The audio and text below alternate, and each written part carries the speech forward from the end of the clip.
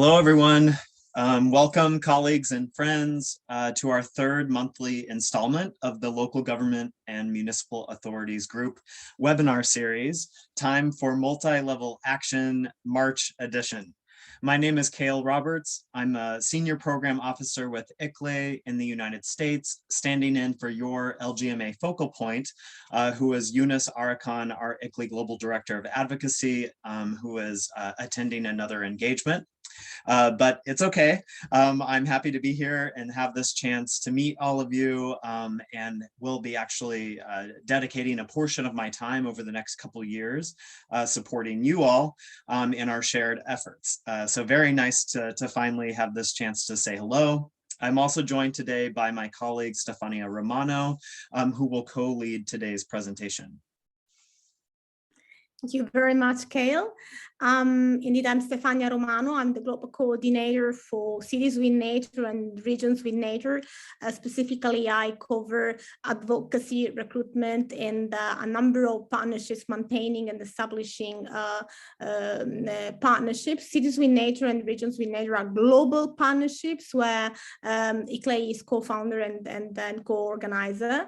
I'm particularly glad to be sharing this platform with you today, as we're really urging and addressing important global challenges like climate change and biodiversity losses, which in this very delicate political time are more than important, as we really believe that war is unsustainable, not only environmentally and socially, but especially humanly.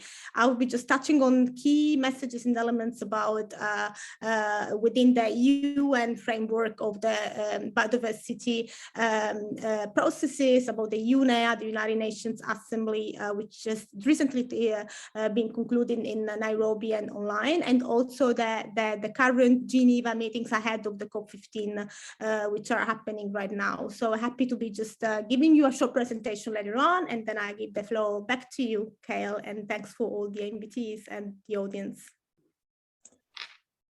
Thank you so much, Stefania. I'm really happy to be here with you to kind of bring these shared agendas, climate, nature, pollution and plastics, and so much more together.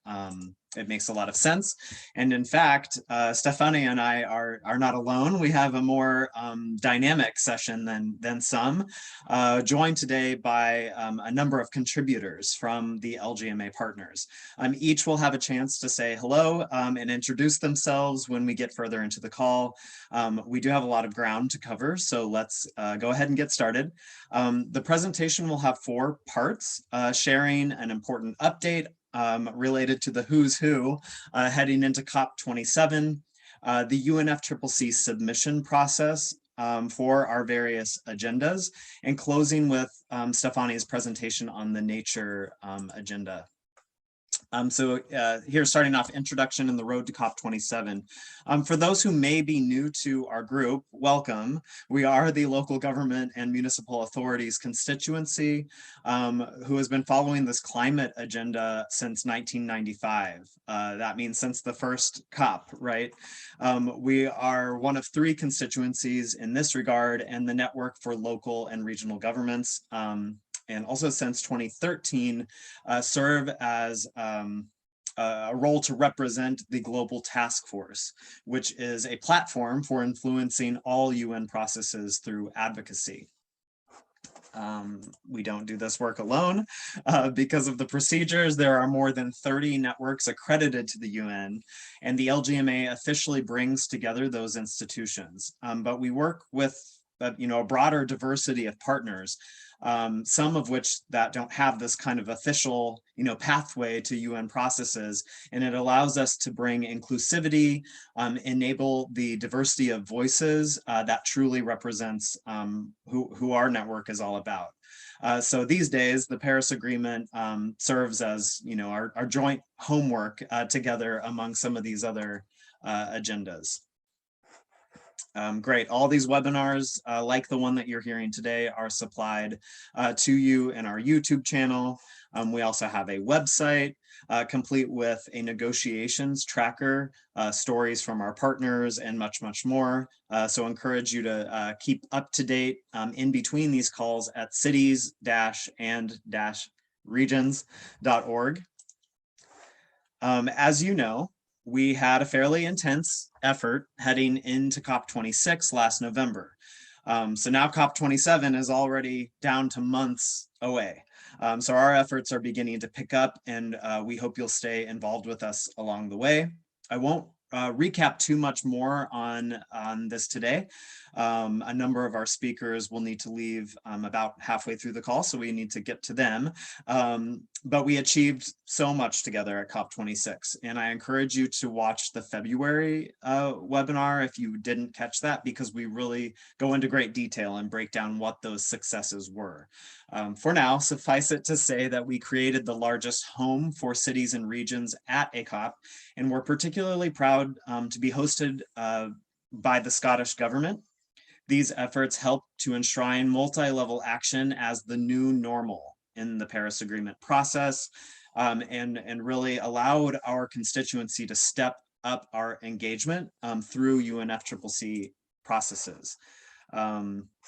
So please go ahead and register for here on out, and we'll keep this work going forward together.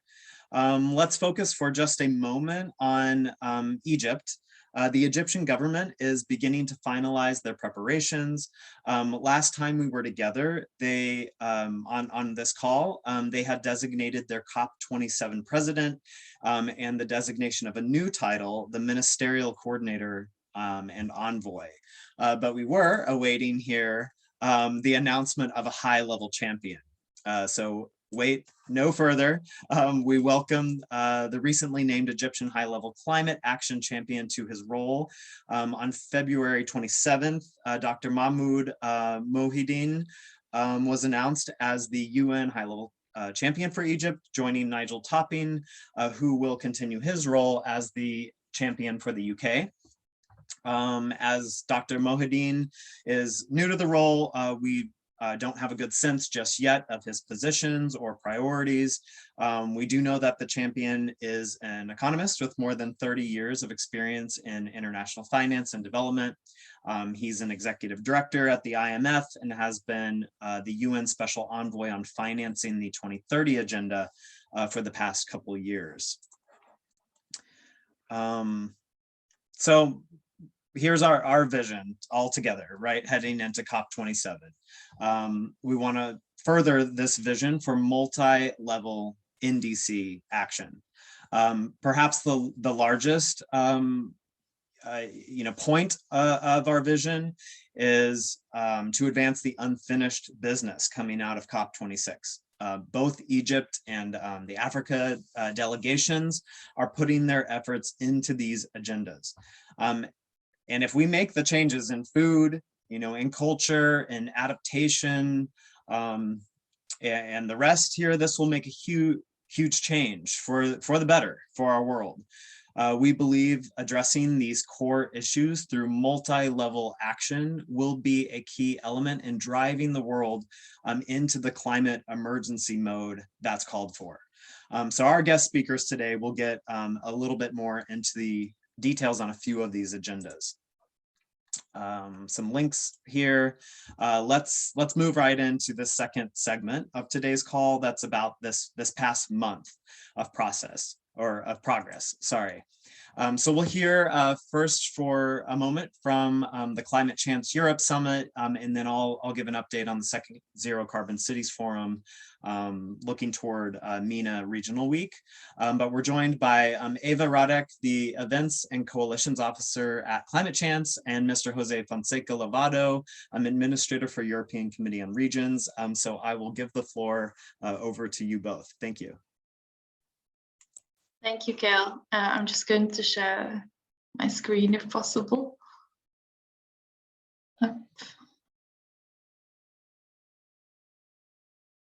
Can you see it good? Yes, we see it. Okay, perfect. Well, thank you so much, Gail, and thank you to everyone for giving us a few minutes to speak about the Climate Chance Summit Europe.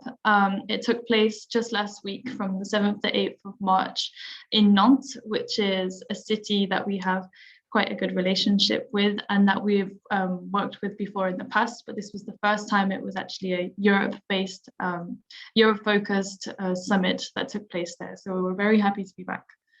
So I'm just going to give you some information about the key figures and key outcomes of this Climate Change Summit event.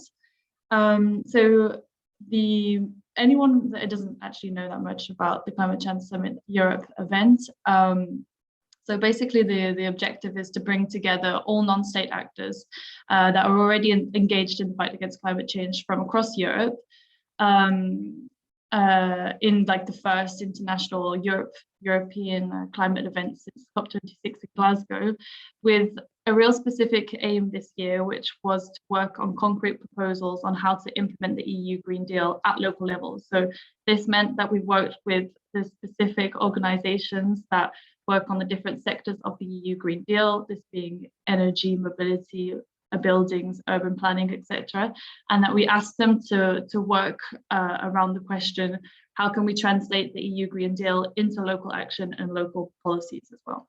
So this wasn't doable also alone. We had to, we mobilized many local government networks, as well as NGOs and businesses that are already working on these topics and that already had recommendations and policy proposals that they've been working on in the past few months as well.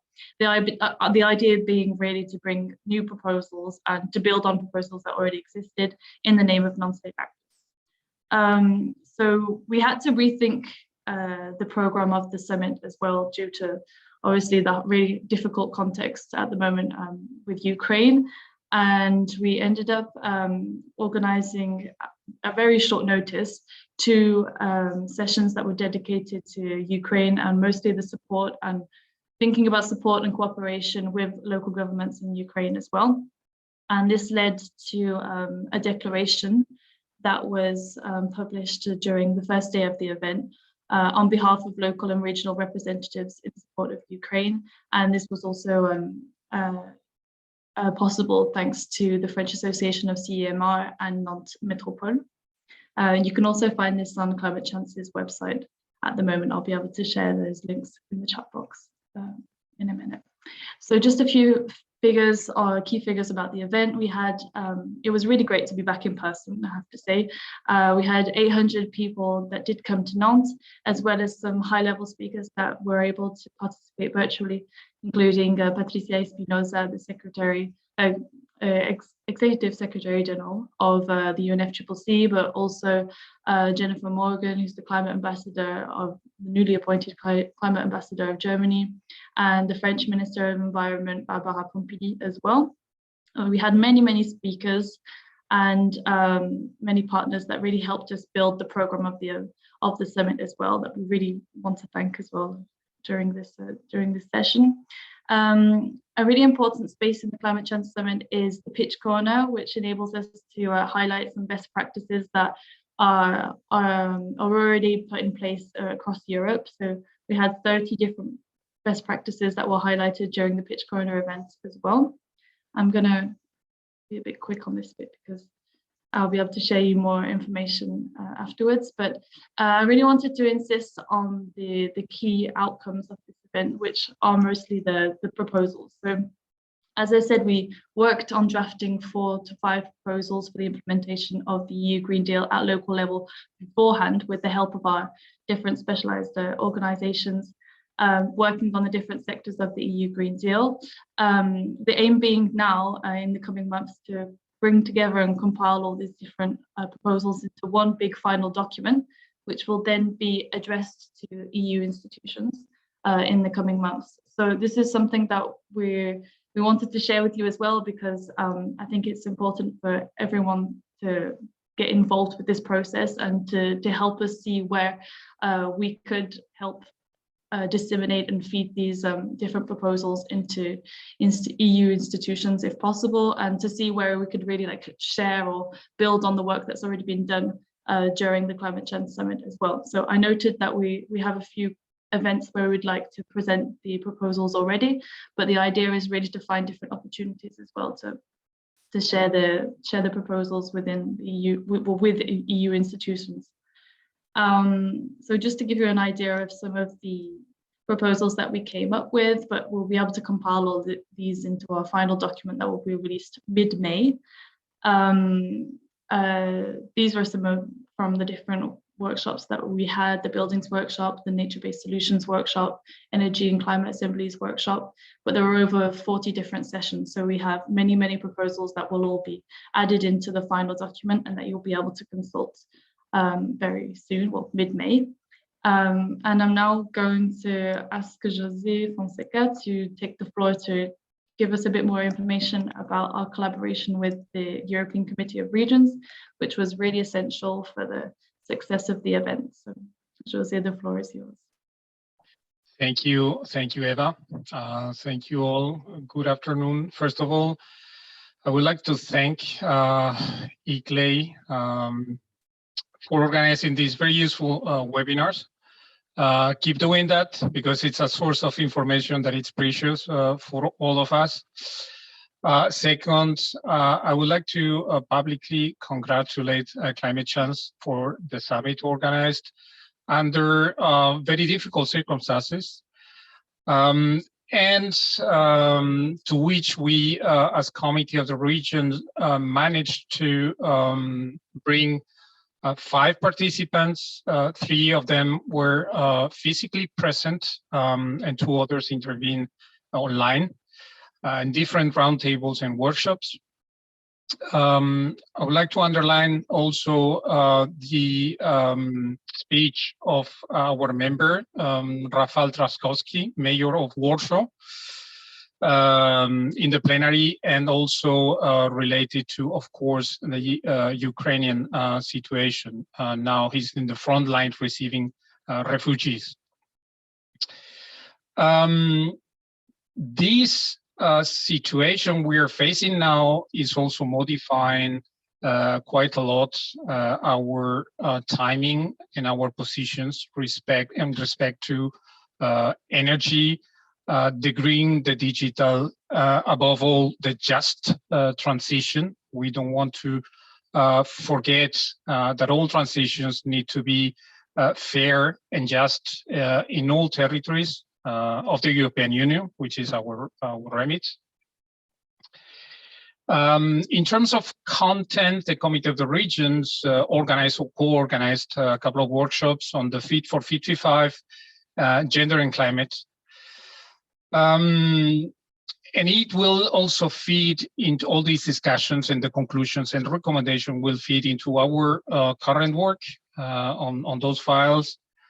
It will also feed in the already existing roadmap for COP27, on which we are working right now. We are planning to appoint our official Committee of the Regions delegation to COP27 in the coming weeks, so that they are ready to start working. So this time also we need to plan ahead the logistics. And for that, I think that in the future we will have, as we had in Glasgow, some cooperation, some proposals with the LGMA.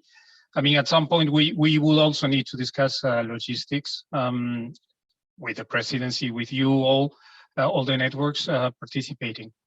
And then last point, we are also, and I know we are touching upon biodiversity at the end of this webinar. We are very present both at the CBD process, so the Geneva conference right now, the CBD to come, and of course the Edinburgh process, where we are planning to hold, I mean, we're in discussion with them to have an event in Brussels, potentially at the Committee of the Regions, by the end of May, either during the Green Week or in parallel with our ENVE Commission meeting on the 31st of May.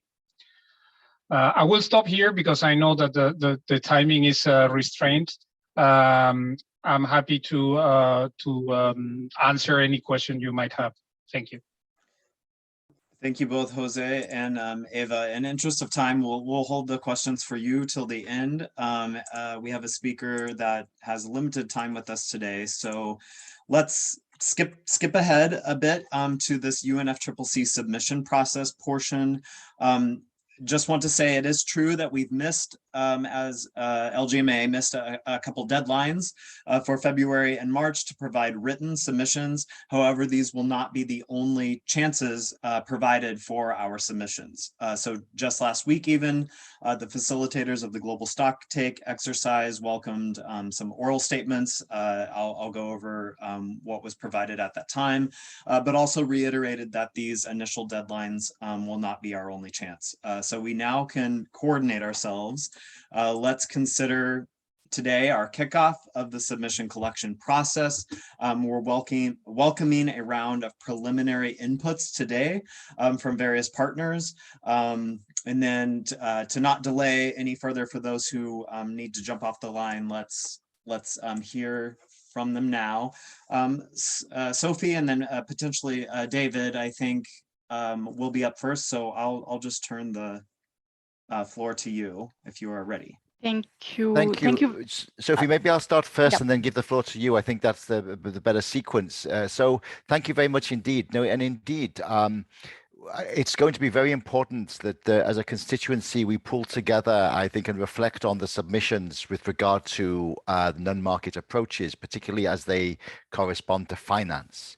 And in discussion with UNES, one of the things I wanted to mention at this meeting is that in addition to the submissions we're making now, and others will put forward, we're going to suggest to convene a particular meeting specifically on non-market approach and multi-level government and finance, and how we pull the things together. There's a bit of politics on it, as I'm sure you're all aware.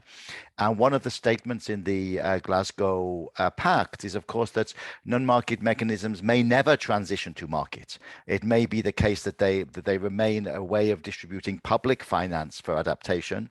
Now, that is good, and it's good that we look at it from a point of view of mechanisms, not of projects. But we still need to bed that down, because non-market approach could disintegrate into a series of projects that would not actually have this longer term sustainability.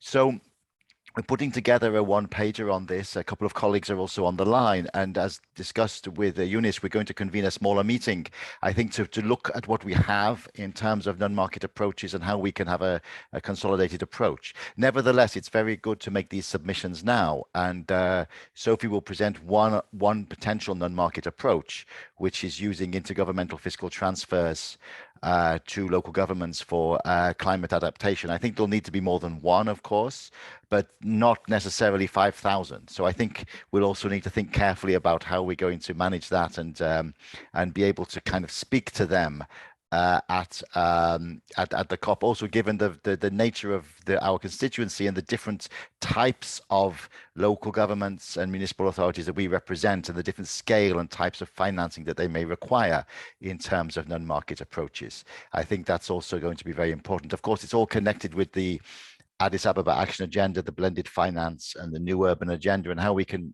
make that connection, I think, will be important, and something that was discussed at the recent UCLG retreat.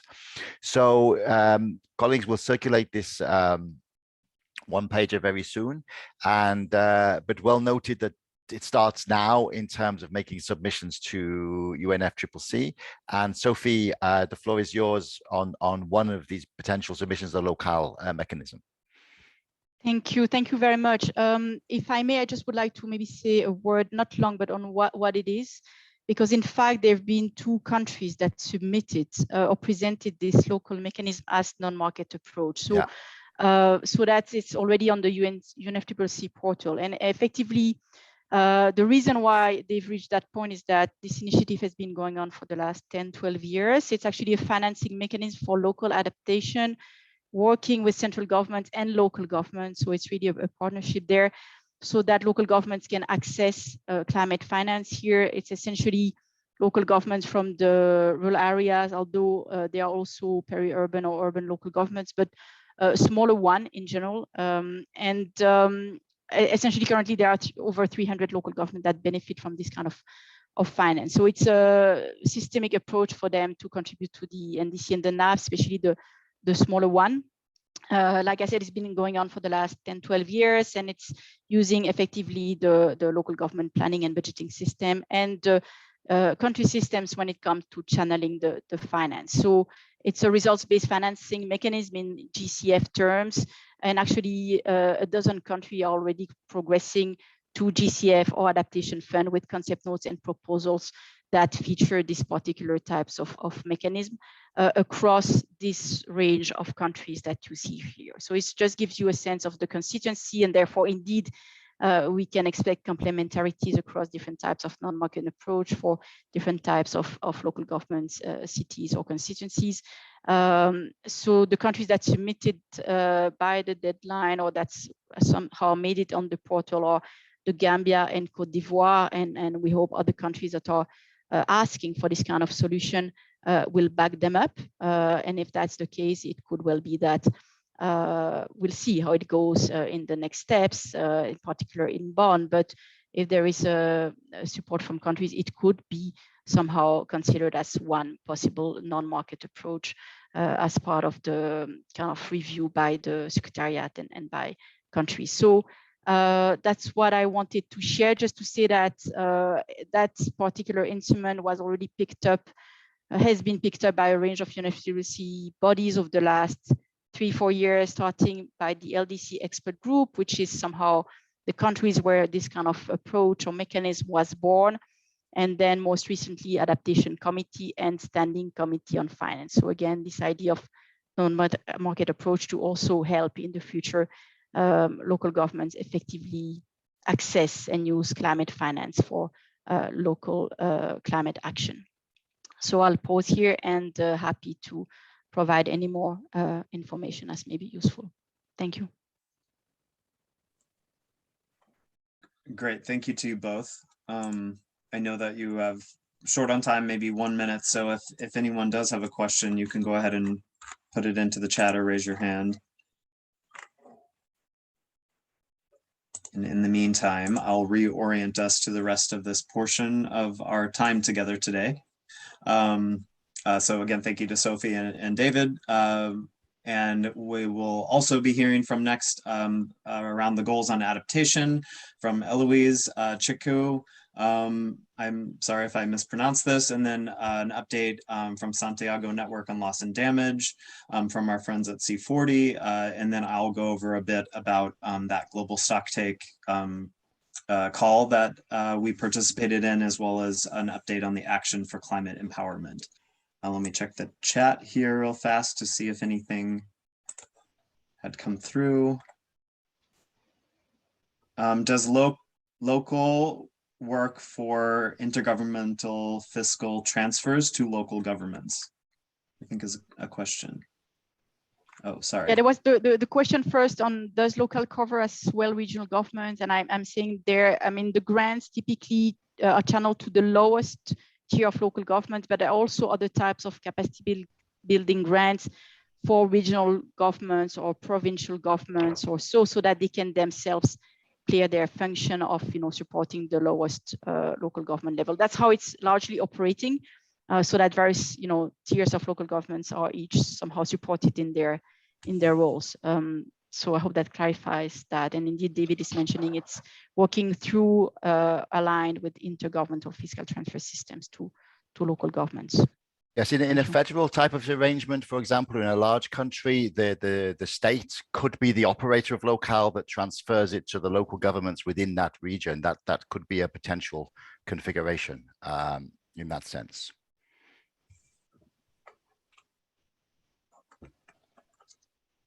Wonderful. Thank you both again for your contributions. Let's move forward with Eloise. I'm again sorry if I had mispronounced your name, but I'd like to turn the floor to you. No worries. I hope you can hear me. So I'm Yes. Eloise, and I'm the head of the climate program of Regions 4, which is an initiative that gathers more than 77 regional governments to develop adaptation plans and report internationally on progress. And our initiative is called Regions Adapt. And just to let you know, we're also presenting the voice of regional governments in the race to resilience. So in this context, we have volunteered to be a co-lead for the inputs of LGMA into the adaptation goal negotiations. As a reminder, for those that might not be too familiar about the adaptation goal, at COP26, there was not only more financing allocated to adaptation and to locally led adaptation approaches, but there was also the launch of the Glasgow Sharm el-Sheikh work program, which is a 2-year work program to define and shape the future goal on adaptation. So we believe that it's very important that the LGMA constituency inputs in this goal, and we are happy to co-lead, but we are calling on maybe another organization that might have more expertise in dealing with the negotiations on adaptation to come and help us as a co-lead. And essentially we want to be preparing for statements, and we already have pre-drafted a statement with some of the key messages we could share on adaptation that we would like to share with the LGMA constituency. And we want to work with the ICLEI so they can help us contact the right processes for the adaptation goal and provide the inputs in a timely manner. So yes, it's a call for a co-lead to come with us, and also an expression of our interest to volunteer to input into the adaptation goal. Thank you very much. Thank you, Eloise. And thank you for your succinct remarks. I do think we'll have a time for a question if anyone had one for Eloise.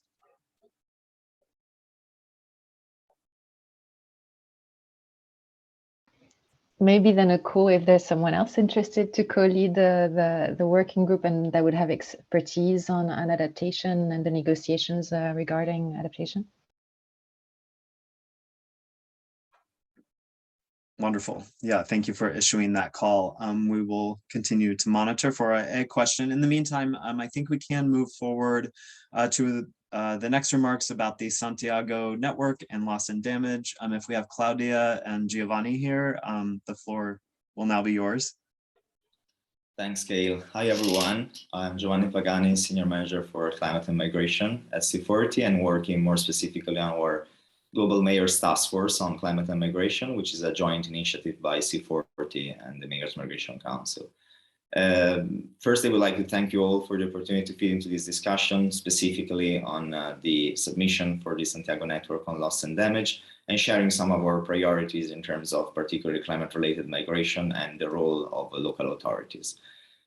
We are aware that the climate migration topic is kind of a new topic for C40 to bring into this space. But we also see several thematic synergies with the work that many of you are doing, from finance, adaptation, and from climate justice to indeed loss and damage. Just as a background, at COP26, C40 and MMC released the Mayor-led Action Agenda on Climate and Migration, which have the objective to, on the one hand, raise awareness on the urban dimension of the issue, and on the other, really drive recognition of the key role of cities and mayors to accelerate local, national, and international responses to these challenges.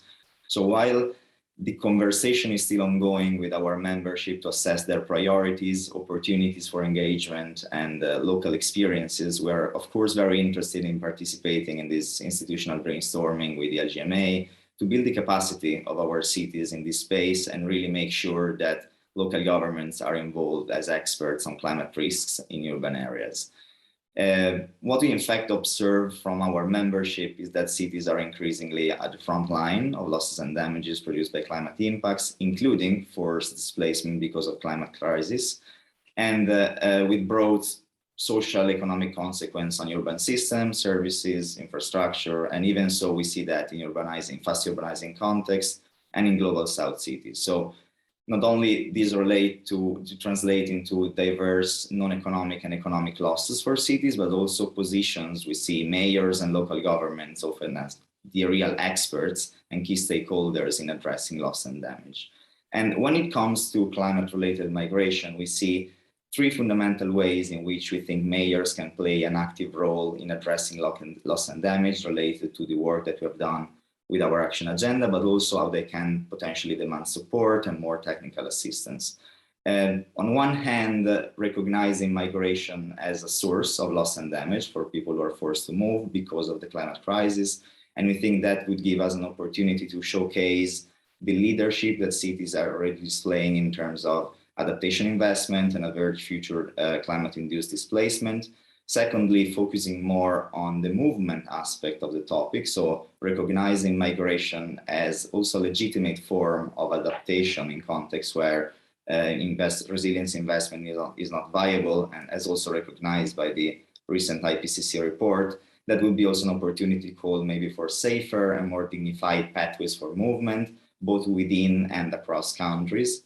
And thirdly, focusing on the potential losses and damage that climate-induced migration could put on host communities and cities. There might be an opportunity there to showcase the work that cities are doing in terms of expanding their capacity to welcome newcomers, but also to make the case for more migration and development funding towards local authorities. So I'm outlining this example more as a food for thought for further brainstorming in the group in the light of future submissions, and also see our mayoral leadership and action agenda could be mobilized moving forward. But we're particularly interested in exactly continuing this brainstorming with the group, and particularly in terms of, on one hand, mapping existing best practices and local experiences from cities in this space, so which could really help us make the case that local governments and mayors are already delivering action on the ground, both to address and prevent loss and damages, also to ensure that the voice of cities and mayors are represented as stakeholders in the operationalizations of the Santiago network, but also in view of COP27 and other diplomatic moments in 2022, to really align our joint messages and present as a united front. So just sharing these initial thoughts for potential future thinking on next submissions, and thanks very much for the opportunity to share that.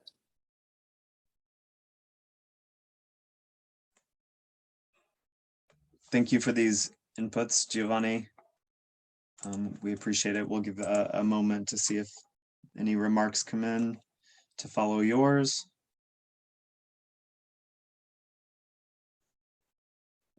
Great. I want to make sure that all panelists have an opportunity to contribute. Marina, I see you on the line. Did you have anything that you wanted to share? And then I see a hand from David as well. All good. No other updates from me, I think. Okay, great. Sorry, just note we are meeting with Egypt, the governor's office, and the Ministry of Environment sometime end of March, April, but that's all. Great. Thanks for that update. We'll include your inputs on next month's call. David, I see your hand. Just on loss and damage, I think there's an opportunity potentially to strategize a little bit with some member states on how the local government and LGMA constituency can support their case in loss and damage, particularly from developing countries. In Glasgow, I was a little bit involved with some of the colleagues that were in those loss and damage negotiations. Of course, they're very highly politically charged, and nobody wants to accept, responsibility. But it may well be that through non-market approaches, and particularly through multi-level the governance angle, we can find a way to kind of realize loss and damage without saying loss and damage in a certain way, and kind of square the circle like that. And I think we should think and reflect about how we can work with how LGMA can put itself ally itself, if you like, with those that are representing the loss and damage constituency. And we work quite closely with some of those to see, there's going to have to be some kind of compromise in the middle, and perhaps multi-level governance and our constituency can be part of making that happen, given the politics around loss and damage. So it's just a reflection.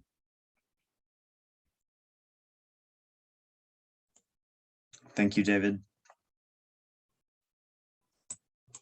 Great. I think in interest of time, we'll move ahead. Typically, these calls from here out will tend to be 90 minutes. Today, we only had 60 since we had lacked Eunice's insights. So apologies for kind of forging onward. If you did have some questions, I do want to update the group on this global stocktake exercise that happened last week on the 10th of March. So on behalf of the LGMA, we shared 3 main points. The first was that we asked the global stocktake should be designed in the spirit of inclusive, open, and year-round Talanoa dialogues. You may know that this Talanoa format was agreed at COP23 in 2017 and resulted in more than 60 cities in 40 countries hosting dialogues. The facilitators encouraged this activity to continue. A second point, we asked that the stocktake be based on indices submitted during 2022 or minimally during 2021, recognizing that that first set of indices are not Paris Agreement compatible, each of them, prepared before the agreement was adopted. And so those indices submitted for COP26 and onward be part of or be the basis of the stocktake. And then third and final point, we asked that the global stocktake should also cover commitments of non-party stakeholders and multi-level collaboration. So in other words, the stocktake should not be limited only to the indices, but also include the activities developed and recognized under the Marrakesh Partnership. Great. And then just a word before we turn it to our biodiversity update on ACE, Action for Climate Empowerment. So a few points regarding ACE. We welcome strong references to local and regional governments in the new Glasgow program, which shows a clear demonstration of the multi-level action perspective in the second phase of the Paris Agreement. We're proposing to focus in 2022 on the role of local and regional governments in particular in all 6 elements of ACE, but still a special focus on 3 of these pillars: public participation, access to information, and awareness. We welcome the initiative of the state of North Rhine-Westphalia and Germany to create an ACE hub, building on a similar contribution from Burgenland, Austria in 2019, and encourage other local and regional governments for similar contributions.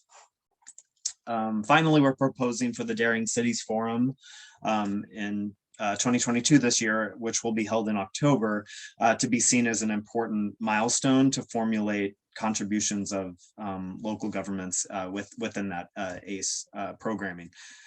So more to come on that agenda. Really appreciate all of the contributors today. I want to give as much time as we can to biodiversity agenda updates with my colleague Stefania. So Stefania, over to you. Thank you so much, Gail. It's been such an enriching, I would say, and really informative session. I've learned a lot myself.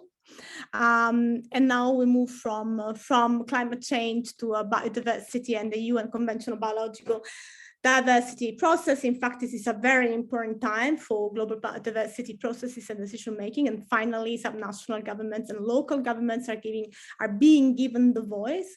Right now, when we're talking, negotiations are happening in Geneva, and among others, CBD parties are discussing and negotiating the CRP8, a document that contains a plan of action for subnational governments and their role in advancing global biodiversity objectives. We have been getting and receiving fresh updates from our colleagues who are sitting there in the negotiations. For example, in the open-ended working groups, they're just making a lot of suggestions and intervention for recognizing the benefits and gains in restoring ecosystem to enhance local biodiversity. Now, before getting to Geneva, though, I would like to be giving an update on the very important United Nations Environment Assembly, which just recently took place. As you know, historically, the UNEA evolved as a major outcome of the Rio+20 summit in 2012,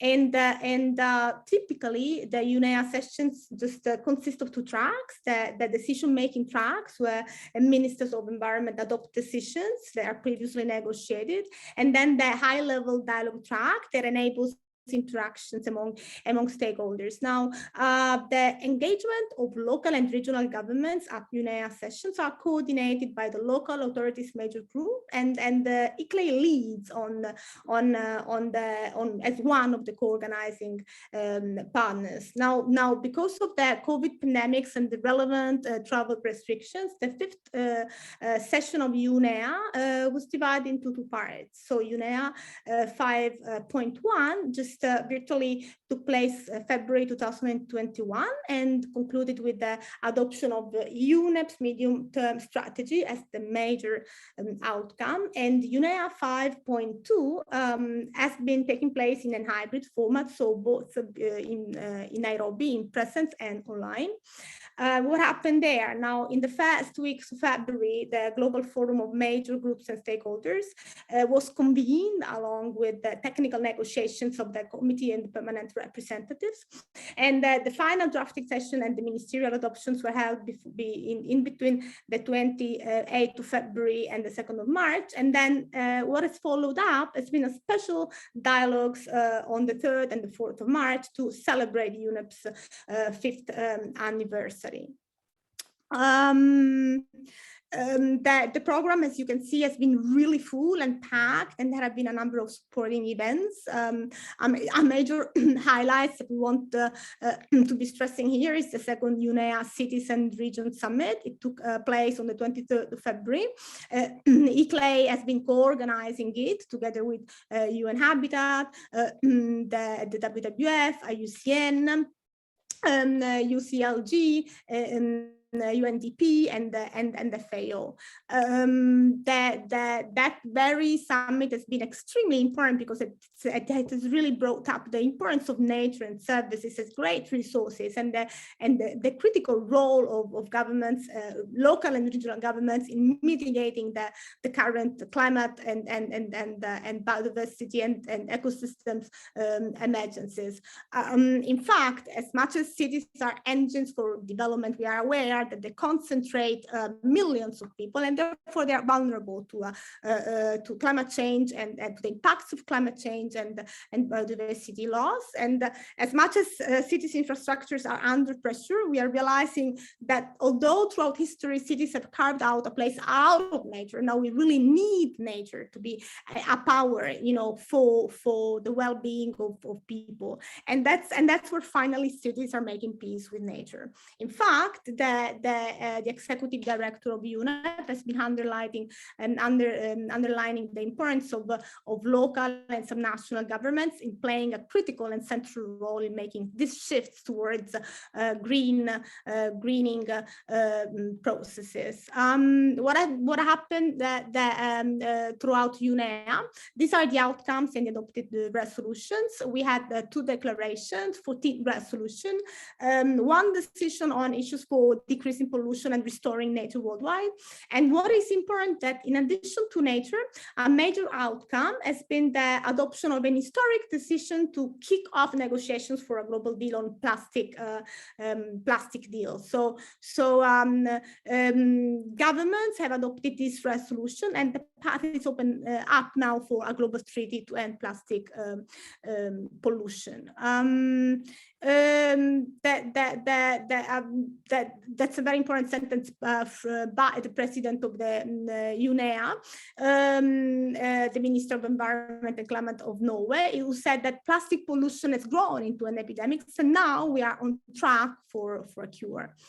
There has been a number of resolutions around nature and biodiversity, like the sustainable lake management, the nature-based solution for supporting sustainable development, animal welfare, biodiversity and health, and additionally a number of solutions concerning chemicals, waste and pollution, green recovery, circular economy, and a number of organizational and administrative matters. The Ministerial Declaration is very important. It recognizes humanity failure in managing chemicals and waste, recognizes the risk for future pandemics and other health risks if we don't interact with nature in an throughout holistic approach like One Health. And it stresses the urgent need to hold the global decline of biodiversity and the fragmentations of habitats. Now back to the UNEA 5.2, a special session was followed, which was the UNEP 50, celebrating the 50th anniversary of the creation of UNEP in 1972. And a report was released, the UNEP We Want, prepared by the UNEP 50 task force of major groups and stakeholders. UNEP 50 is expected to adopt a political declaration as well. That's an important sentence by Inger Andersen, UNEP executive director, who said, yes, we have achieved a lot. I mean, UNEA 5.2, UNEP 50 have delivered a lot on plastic pollution, on nature-based solution, on biodiversity and health, on chemicals and waste, but now we have to act. It's not the time anymore for resolutions only, but it's time for action. ICLEI, Regions 4, the UCLG have been drafted a statement on behalf of the local authorities major group, just highlighting the fact that local and regional governments are concerned that we're not moving fast enough, that we need a better way to explore benefits of multi-level governance for implementation of global agenda. Again, very it's been highlighted the importance of the second edition of UNEA Cities and Regions Summit as a successful model. It's been convened on 23rd of February for implementing practically multi-level and multi-stakeholders collaboration through Regions 4, ICLEI, UCLG, and other international networks.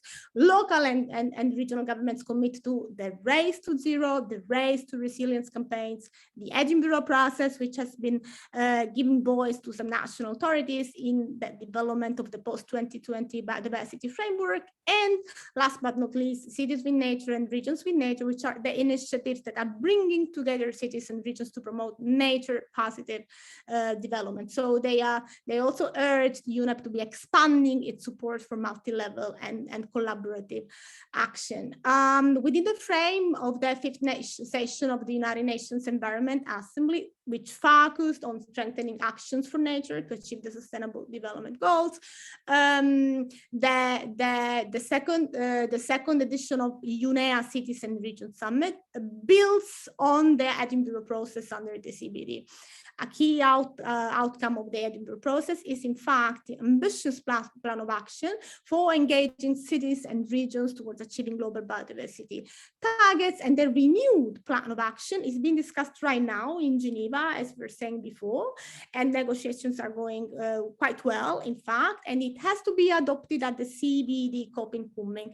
The plan of action recognizes cities with nature and regions with nature as the online commitment for reporting platform where some national governments can report on, monitor progress against their commitments to contributing to the implementation of the post-2020 global biodiversity framework and the national biodiversity strategies and action plans. So within the plan of action, among the 7 interrelated areas, can you still see my, I can't see it though. You can see it. You can see it. Yeah. Yes. I cannot see it though. What happened here? I have to open it up maybe.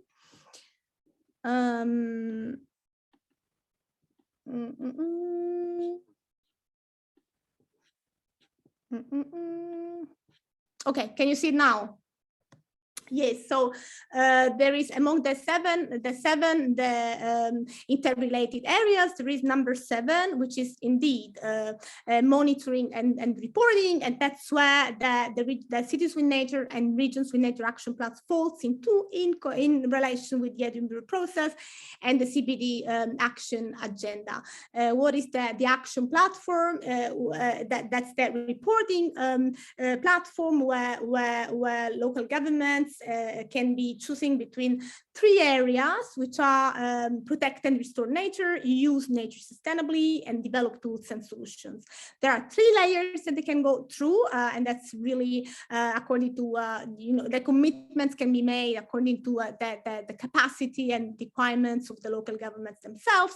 And it's about making commitments, take specific actions, and setting targets. On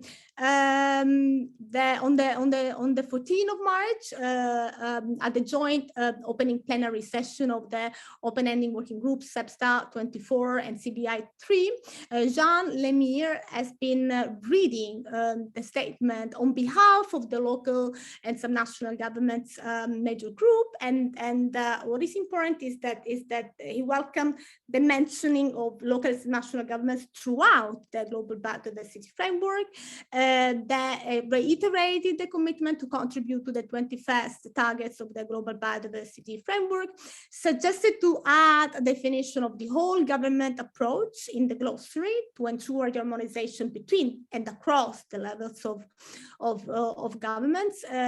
Secondly, advise parties to be adopting the CRP on the engagement with some national governments, cities, and other local authorities to enhance the implementation of the global biodiversity framework as a whole of government approach.